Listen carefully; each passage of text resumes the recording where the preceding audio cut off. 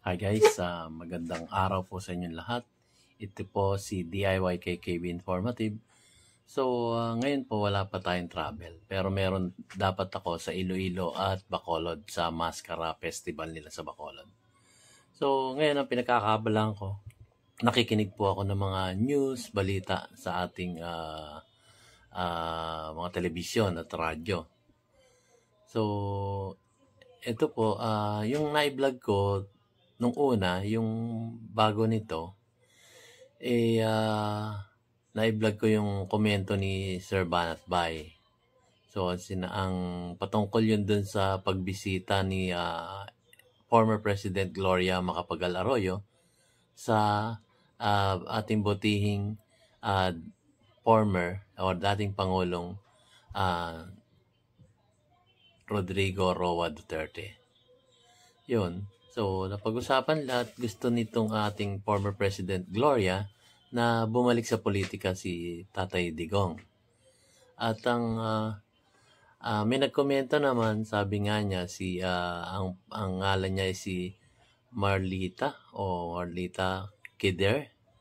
Ang shoutout po sa inyo, ma'am. Hindi ko mabigkas. Sorry po, hindi ko po mabigkas yung inyong pangalan kasi letter Q, Kider, ganon. Malita. Yun, pasensya na po. Shoutout po sa inyo. Ang sabi niya, tama naman siya. Ang sabi niya, magpuyo na lang si Tatay Digong. Kumbaga, doon na lang siya. Pumirmi na lang siya kasi may edad na nga rin ang ating butihing Pangulo at marami na rin siyang nagawa sa ating bansa na kabutihan. At ang sabi naman, shoutout po kay Miss Telma, nakalimutan kaya apelyido ni Miss Telma Zapata. Ayun, shoutout po Miss Telma Zapata. Sabi naman niya, hindi ko iboboto yung mga taong pro-China. Tayo naman lahat ng Pilipino talagang hindi tayo dapat maging pro-China. Kumbaga, Pilipino tayo eh. So, hindi ko po against yung sa komento niyo, hindi po ako against. At magkakakampi po tayo dito. So, kaya ako lang pong na i-vlog para malaman natin kung ano yung nangyayari sa palibot-libot. Yun po ang gusto kong ipaabot sa inyo, informative. Baka mamaya hindi nyo napapanood, pero kinukomentohan ko rin naman po. So, doon po sa vlog kong yun, hindi naman po tayo pro Duterte, hindi rin tayo pro China, wala po tayong pinapanigan. Ayoko pong ang pinapanigan ko po guys, alam nyo kung sino pinapanigan ko, yung nakakagawa ng kabutihan sa ating bansa. Di po ba? So, yun na nga, hindi tayo yung titingin lang tayo sa isang tao. Uy, sikat to, halimbawa. For example lang to guys boboto ko to. Jingo Estrada to, artista to nung araw, magaling na artista to. O kaya naman uy, dito tayo kay Bong Revilla. Kasi guwapo to eh. Guwapo to. Ibaboto ko to sa Senado, hindi po.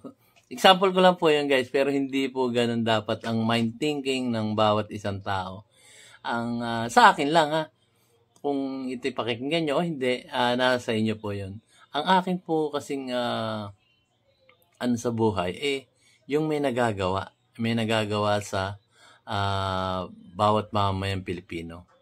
Yun po ang aking kinakampihan.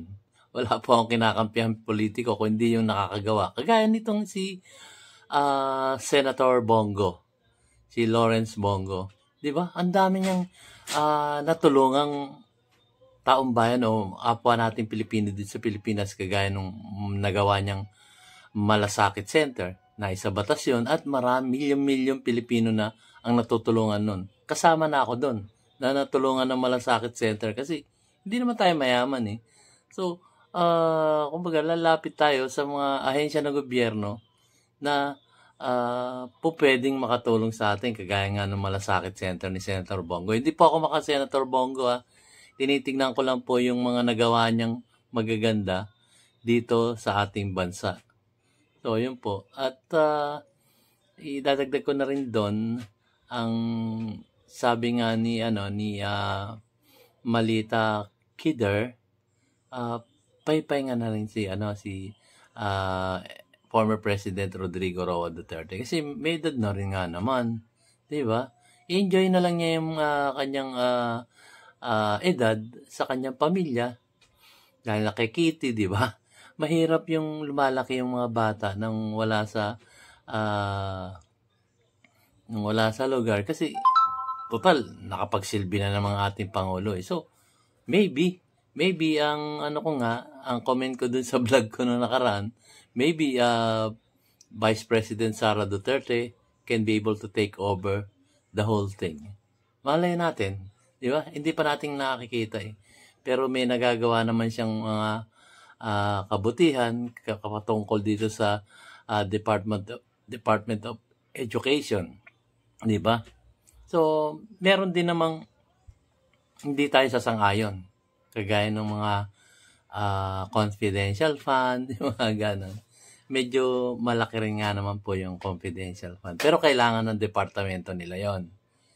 So, yung doon ako tumitingin sa mga bubuting nagagawa ng ating mga politicians. Lahat naman sila magaganda yung mga nagagawa eh.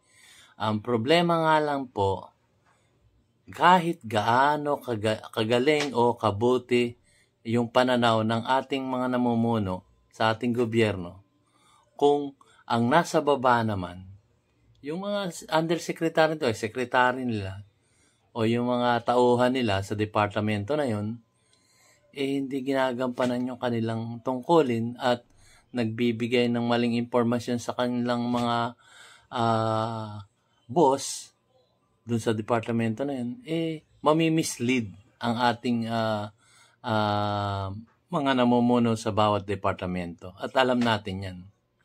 So, yun nga po, hindi ako tumitingin sa kung sino yung tao. Kung sikat ba yan, o kung yan ba yung mataas ang pinag-aralan. Hindi po. Doon po tayo titingin sa mga nagawa na at mga gagawin pa. Di ba? Kagaya ng mga maling naiboto natin tao. Binoto natin, pero ano nangyari? Wala rin. Yung kasikatan lang ang ating ibinoto. Kung kilala siya, ganon. Ibinoto natin. Totoo yan. Aminin natin, hindi. Kung ano lang yung nasa stock knowledge natin na sikat, yun ay binoboto natin. Pero maling-mali po. Kailangan makialam tayo sa ating nangyayari sa palibot-libot. Yun lang po ang akin. Wala po ako kinakampihan talaga. Kagaya ng ama ni Presidente Marcos ngayon, Jr., si former President Ferdinand Erdelin Marcos, marami naman rin siya nagawa. Kagaya ng Heart Center, marami.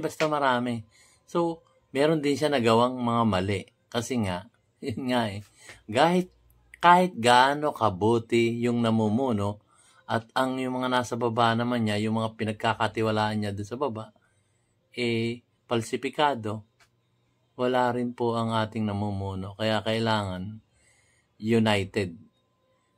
Unity ba? Kaya lang ngayon, unity yung tinatawag. Kayo na ayoko na magsalita. Basta tumitingin lang po ako dun sa nagagawa ng isang politiko. Hindi man po ako magaling mag-explain, pero yun po ang aking pananaw sa buhay. Tumitingin po ako sa nagagawa ng ating mga politician. Kung nakakatulong ba sila o sila nangungurakot, makikita po natin yan. Kitang-kita po natin yan, guys. So, ngayon, meron na naman po akong video na ipapakita sa inyo at kayo na rin po ang mag-judge. So, salamat po dun sa mga nagkomento at naki-join sa ating diskusyon dun sa mga komento natin dun sa nakaraang vlog kay sa ating si Malita Kider at si Miss Telma Zapata. Salamat po sa inyo sa pagkomento at least makikita natin yung kanya-kanya nating suggestion. So, salamat po sa inyong dalawa. At tuwi-tuwi na naman po, sinasabi ko dun sa aking mga subscriber Maraming salamat din po sa patuloy niyong pagsuporta sa akin. At yung mga napadaan lang dito, kindly like, subscribe, and hit the notification bell para updated po kayo sa mga ganitong video ko at mga travel vlogs ko. Nakapupulutan nyo po ng mga ideas kung ano ang dapat natin gawin pagka nag-travel tayo. So, yun lang po guys, at simulan na natin yung aking susunod na video na informative din naman po. Hindi natin mapiplease ang lahat eh. You cannot be able to please everybody. Ito lang po para malaman natin kung ano nangyayari sa ating palibot. So, ito na po guys. Like and subscribe na kayo guys. Palagawin natin ang ating YouTube channel, DIY KKB Informative. Salamat po. Ito na po. Hi guys, magandang araw po sa inyong lahat. Ito po si DIY KKB Informative. So, ngayon po wala pa tayong travel. Pero meron dapat ako sa Iloilo at Bacolod sa Mascara Festival nila sa Bacolod. So, ngayon ang pinakakabalan ko, nakikinig po ako ng mga news, balita sa ating mga telebisyon at radyo. So, ito po, yung na-vlog ko nung una, yung bago nito, na-vlog ko yung komento ni Sir Banat Bay. So, ang patungkol yun dun sa pagbisita ni former President Gloria Macapagal Arroyo sa ating butihing former o dating Pangulong Rodrigo Roa Duterte. Yun. So, napag-usapan lahat. Gusto nitong ating former President Gloria na bumalik sa politika si Tatay Digong. At may nagkomento naman, sabi nga niya, ang ngalan niya ay si Marlita Kider. Ang shoutout po sa inyo, ma'am. Hindi ko mabigkas. Sorry po, hindi ko po mabigkas yung inyong pangalan kasi letter Q, Kider, ganon. Malita. Yun, pasensya na po. Shoutout po sa inyo. Ang sabi niya, tama naman siya. Ang sabi niya, magpuyo na lang si Tatay Digong. Kumbaga, doon na lang siya. Pumirmi na lang siya kasi may edad na nga rin ang ating butihing Pangulo. At marami na rin siyang nagawa sa ating bansa na kabutihan. At ang sabi naman, shoutout po kay Miss Telma, nakalimutan kaya apelyido ni Miss Telma Zapata. Ayun, shoutout po Miss Telma Zapata. Sabi naman niya, hindi ko iboboto yung mga taong pro-China. Tayo naman lahat ng Pilipino talagang hindi tayo dapat maging pro-China. Kumbaga, Pilipino tayo eh. So, hindi ko po against yung sa komento niyo, hindi po ako against. At magkakakampi po tayo dito. So, kaya ako lang pong na i-vlog para malaman natin kung ano yung nangyayari sa palibot-libot. Yun po ang gusto kong ipaabot sa inyo, informative. Baka mamaya hindi nyo napapanood, pero kinukomentohan ko rin naman po. So, doon po sa vlog kong yun, hindi naman po tayo pro Duterte, hindi rin tayo pro China, wala po tayong pinapanigan. Ayoko pong ang pinapanigan ko po guys, alam nyo kung sino pinapanigan ko, yung nakakagawa ng kabutihan sa ating bansa. Di po ba? So, yun na nga, hindi tayo yung titingin lang tayo sa isang tao. Uy, sikat to, halimbawa. For example lang to guys boboto ko to. Si Jingo Estrada to, artista to nung araw, magaling na artista to. O kaya naman uy, dito tayo kay Bong Revilla. Kasi guwapo to eh. Guwapo to. Ibaboto ko to sa Senado. Hindi po. Example ko lang po yan guys, pero hindi po ganun dapat ang mind thinking ng bawat isang tao. Sa akin lang kung ito'y pakikinggan nyo o hindi, nasa inyo po yun. Ang akin po kasing sa buhay, yung may nagagawa sa bawat mamamayang Pilipino. Yun po ang aking kinakampihan. wala po akong kinakampihan politiko kundi yung nakakagawa. Kagaya nitong si Senator Bongo, si Lawrence Bongo. 'Di ba? Ang dami niyang natulungang taong bayan o kapwa nating Pilipino dito sa Pilipinas, kagaya nung nagawa niyang Malasakit Center na isa batas yun, at milyong Pilipino na ang natutulungan nun. Kasama na ako doon na natulungan ng Malasakit Center kasi hindi naman tayo mayaman eh. So, kumbaga lalapit tayo sa mga ahensya ng gobyerno na po pwedeng makatulong sa atin, kagaya nga ng Malasakit Center ni Senator Bongo. Hindi po ako maka-Senator Bongo tinitingnan ko lang po yung mga nagawa niyang magaganda dito sa ating bansa. So, yun po. At idadagdag ko na rin doon ang sabi nga ni Malita Kidder, paypay nga na rin si former President Rodrigo Roa Duterte kasi may edad na rin nga naman, 'di ba? I-enjoy na lang niya yung kanyang edad sa kanyang pamilya dahil nakikiti, 'di ba? Mahirap yung lumalaki yung mga bata nang wala sa lugar kasi total nakapagsilbi na ng mga ating pangulo eh. So maybe ang ang comment ko dun sa vlog ko na nakaraan, maybe Vice President Sara Duterte can be able to take over the whole thing. Malay natin, 'di ba? Hindi pa nating nakikita eh. Pero may nagagawa naman siyang mga kabutihan kapatungkol dito sa Department of Education, 'di ba? So, meron din namang hindi tayo sasang-ayon, kagaya ng mga confidential fund, yung mga ganon. Medyo malaki rin nga naman po yung confidential fund, pero kailangan ng departamento nila yon. So, yung doon ako tumitingin sa mga bubuting nagagawa ng ating mga politicians. Lahat naman sila magaganda yung mga nagagawa eh.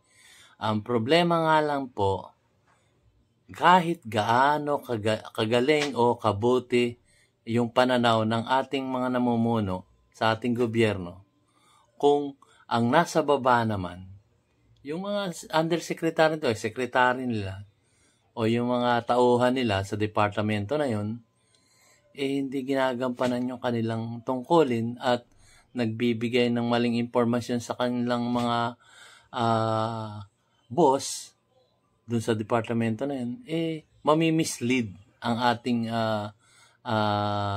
mga namumuno sa bawat departamento. At alam natin yan. So, yun nga po, hindi ako tumitingin sa kung sino yung tao. Kung sikat ba yan, o kung yan ba yung mataas ang pinag-aralan. Hindi po. Doon po tayo titingin sa mga nagawa na at mga gagawin pa. Di ba? Kagaya ng mga maling naiboto natin tao. Binoto natin, pero ano nangyari? Wala rin. Yung kasikatan lang ang ating ibinoto. Kung kilala siya, ganon. Ibinoto natin. Totoo yan. Aminin natin hindi. Kung ano lang yung nasa stock knowledge natin na sikat, yun ay binoboto natin. Pero maling-mali po. Kailangan makialam tayo sa ating nangyayari sa palibot-libot. Yun lang po ang akin. Wala po ako kinakampihan talaga. Kagaya ng ama ni Presidente Marcos ngayon, Jr., si former President Ferdinand Erdelin Marcos, marami naman rin siya nagawa. Kagaya ng Heart Center, marami.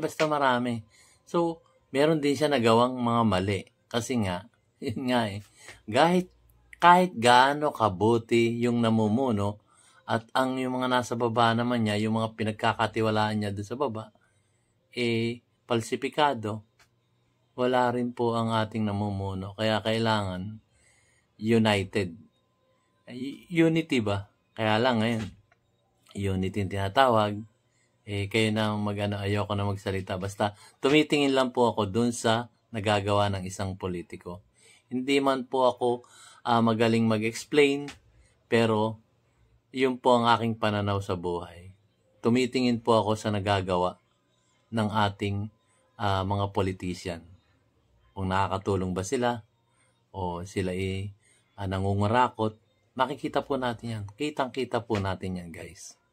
So, ngayon, meron na naman po akong video na ipapakita sa inyo at kayo na rin po ang mag-judge. So, salamat po dun sa mga nagkomento at naki-join sa ating diskusyon dun sa mga komento natin dun sa nakaraang vlog kay sa ating si Malita Kider at si Miss Telma Zapata. Salamat po sa inyo sa pagkomento at least makikita natin yung kanya-kanya nating suggestion. So salamat po sa inyong dalawa.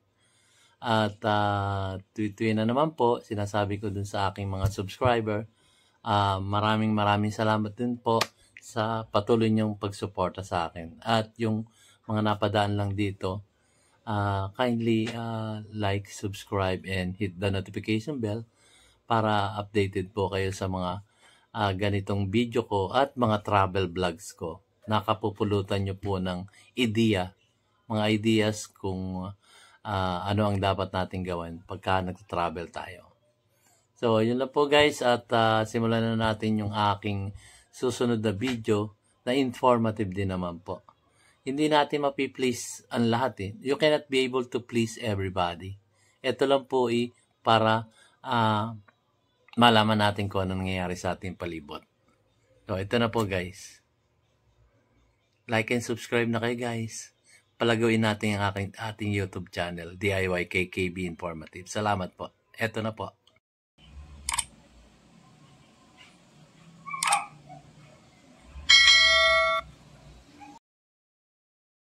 Speaker Gloria Arroyo wants former President Rodrigo Duterte to return to politics. Senator Bongo shared details of an informal meeting between the two. According to Go, who served as Duterte's former aide, Arroyo reportedly tried to convince Duterte to be active in politics once again. Go says Duterte will consult his family about the matter. He added Arroyo and Duterte share the goal of serving the Filipino people despite the differences. Ihang ni dating Pangulong Gloria Macapagal Arroyo ang alok ni incoming President Rodrigo Duterte na ipardon siya. Gayunpaman, tingin ni Duterte bilang isang dating prosecutor at abogado, walang matibay na kaso laban kay Arroyo. Bagay na kinontra naman ng ilan. Nakatutok si Sandra Aguinaldo. Noon pa man maganda na ang relasyon ni na dating Pangulong Gloria Arroyo at incoming President Rodrigo Duterte. Noong Setyembre 2004, kay Arroyo narumpa si Duterte bilang chairman ng Regional Peace and Order Council nang bumisita ito sa Mindanao para sa ika-13 Mindanao Business Conference. Maglalabindalawang taong nakalipas, naka-hospital arrest na si Arroyo para sa kasong plunder kaugnay sa umunoy maling paggamit ng pondo ng Philippine Charity Sweepstakes Office o PCSO na nagkakahalaga ng 366 million pesos. Bago mag-eleksyon, nang payagan ng korte si Arroyo na makauwi ng kanyang kaarawan, kasama ng dating Pangulo sa party ang abogado ni Duterte na si Attorney Sal Panelo. Ang kaibigan si Duterte, hindi pa man nakakapanumpa bilang Pangulo, may alok na para kay Arroyo. I said when I become president, I will pardon you. I talked to her. Sabi ko, ma'am, gusto mo i-pardon kita? Not because we are friends, but because I do not think that there is a good case against you. As a prosecutor and as a lawyer. Pero ang alok ni Duterte pardon, tinanggihan daw ni Arroyo. Ayaw niya kasi wala naman siyang kasalanan. And just apply for bail. Total, lahat naman naka-bail na. Si dating party list representative Teddy Casino, isa sa mga nagsampa ng kaso sa ombudsman, hindi nagustuhan ang pahayag ng incoming president. Dapat daw irespeto ni Duterte ang korte kahit na meron siyang personal na opinion tungkol sa kaso. Siguro, kung siya ay mag-grant ng pardon, ito ay may ibang kadahilanan. Pwedeng humanitarian, pwedeng political, yung dahilan.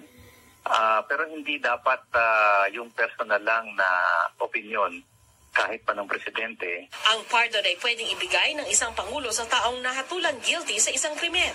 Sabi ng kampo ni Arroyo, kumpiyansa itong mababasura ang kaso laban sa kanya. Parang like lang yung conversation nila ni Digong na sinasabi niya na, "Oy, ayoko nga ng pardon. Dapat dismissal. Kasi wala naman talaga akong kasalanan. There's no evidence against her." Ayon kay Gadon, posibleng nasabi lang ito ni Duterte bilang pagpapakita ng simpatya kay Arroyo na 4 na taon nang naka-hospital arrest kahit may sakit itong multiple cervical spondylosis. I'm sure Mayor Duterte is aware that most of the, or all of the co-accused in the cases has already been freed. Sandra Aguinaldo, Nakatutok, 24 Oras. So, natunghayan nyo guys ang napaka-importanting event ng dalawang magkaibigang politiko. Natunghayan nyo na si former President Rodrigo Roa Duterte ay binigyan ng pardon itong si former President Gloria Macapagal Arroyo. So makikita nyo dito, sobra silang malapit sa isa't isa. So tunghayan po natin, baliktanaw po ito sa mga pangyayari, guys. Mr. President, Senator Bongo, Our Ladies who organized this dinner, namely Baby and Ria and also Rida, Inyeda, and her husband Martin, my family, my friends, colleagues, ladies and gentlemen, good evening. Thank you for coming here tonight. And I especially thank President Duterte for giving the representatives of the 17th Congress some of his personal time once again, because he tops the list of the persons I want to thank tonight. I want to express to you, all of you, my heartfelt thanks for the hard work and support you've given me. Not only for putting this beautiful video together, but for putting all the work that we did in Congress together during this last session of the 17th Congress. President Duterte, I've already thanked my colleagues many times, but to you, I want to thank you tonight very much for allowing me the opportunity to serve as Speaker of the House. After taking my oath as Speaker, I immediately spelled out my legislative agenda as prioritizing the bills that you enumerated in your 2018 SONA. And the House passed them all. And I hope that reinforces your faith, not only about how the members of this House have the highest regard for your leadership, but also how much the congressmen and the congresswomen are willing to push the envelope when there is a specific objective. Mr. President, I take this opportunity to thank you, not only for giving me the chance to serve as your Speaker, but also for the 3 decades that we have worked together. Starting from when you were a newly elected mayor, and I was a newly appointed Undersecretary of Trade and Industry. As early as then, I saw that your formula for development was peace and order combined with honest government. It worked in Davao, and now, under your leadership of the country, it is working in the Philippines. Thank you very much for that, Mr. President. I also thank you for your political support, supporting my candidacies for Senator, Vice President, and President. I don't know if you still remember, but I cannot forget that in one of your campaign speeches, you told the people of Davao, and I quote you, "If you cannot vote for Gloria Macapagal Arroyo, do not vote for me."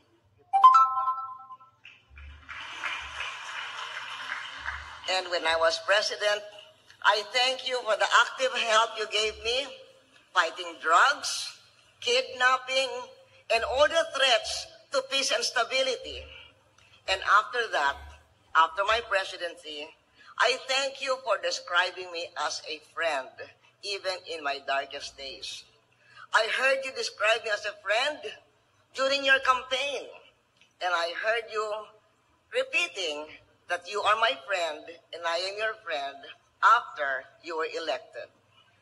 And most of all, I thank you that when you became president, you provided the atmosphere in which the court had the freedom to acquit me of the trump-up charges of my successor and your predecessor, so that the court voted 11-4 in my favor, including half of those who were appointed by my successor. My only regret, Mr. President, in our relationship is that you have found me very difficult to deal with. It was never my intention to be difficult with you. How could it have been, with all my gratitude for all that you've done for me and all my admiration for all that you've done for the country? So I only wish I had better EQ so that I could have second-guessed everything you wanted so that you would have now found me so difficult to deal with. But let me take this opportunity to express in any way, Mr. President, not only my gratitude for what you've done to me, but also for what you've done for the people as Mayor of Davao and as President of the Philippines. Mr. President, you are the only Philippine president more popular in the middle of your term than in the beginning honeymoon period. And Mr. President, comparing all the leaders of the world today and their respective popularity and trust among their people, you are the president most loved by his people among all the leaders in the world today. So I am proud to be your friend, and I am proud that you are here for my valedictory. I graduate from 27 years of active political life. Earlier than that, I was an appointed official and a professor in UP, so that makes me public servant. But as a politician, 27 years. I graduated from politics with a grateful heart.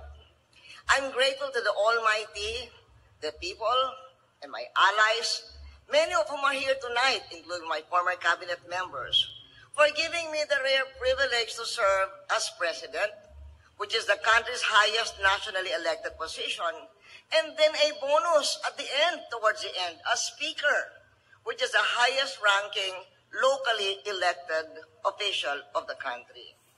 I also thank God and all of you for giving me the chance to work with some of the brightest and most efficient during my presidency and during my speakership, and for the fact that many of my allies remained loyal to me, even the dark times of my life, including then Mayor Rudy Duterte. Thank you, Mr. President. And as mentioned in the video about me, which I always want to repeat, I also thank God for the chance to work closely with the younger ones during my speakership, because getting to know them up close and seeing them work hard gives me the assurance that when their time comes for national leadership, they will serve our country well, and we will have a good future. So to all of you, maraming salamat o daghan salamat kaninyong tanan.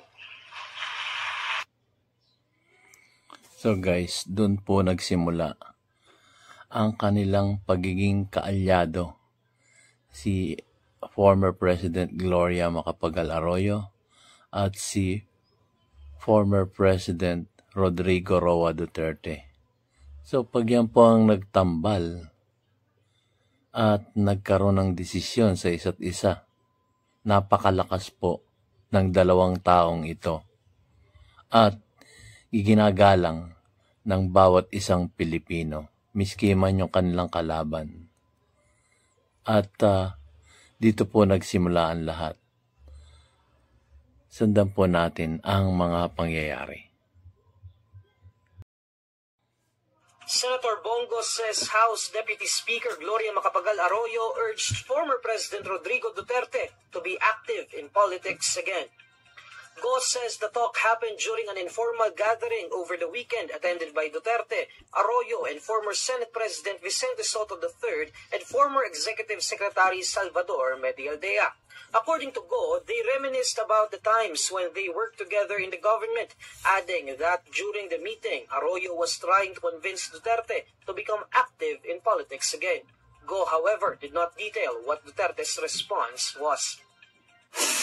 Nagsisimula na po uling tumulong ang ating butihing Pangulong Rodrigo Roa Duterte dahil nakakaamoy na siya ng mga kakaibang ganap.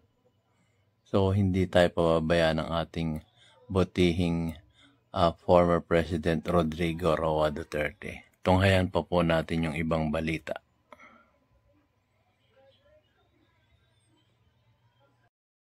Nakipagkita si House Deputy Speaker Gloria Arroyo kina dating Pangulong Rodrigo Duterte at dating Vice President Leni Robredo. Sa mga larawang in-upload ni Senator Bongo nitong Sabado, kitang magkasama sina Congresswoman Arroyo at dating Pangulong Duterte.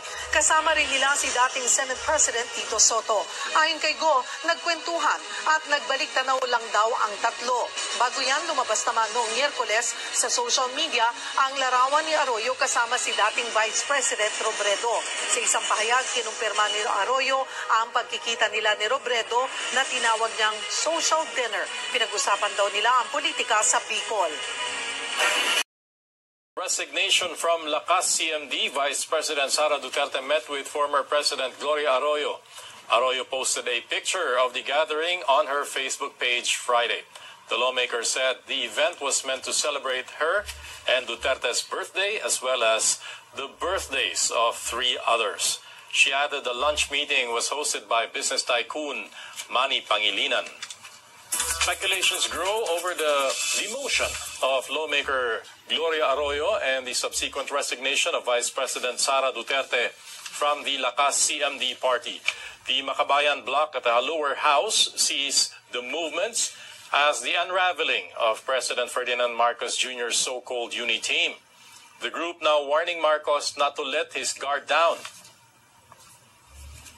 Tingin natin, hindi gagalaw itong si GMA na mag-isa. Ang maaga pa lang ay nabibiyak na yung unit team. Hindi niya dapat tanggalin yung kanyang guard dito sa mga Duterte. Especially now na ginawa ni Marcos si Vice President Duterte as vice co-chair ng ng NTFL Cup.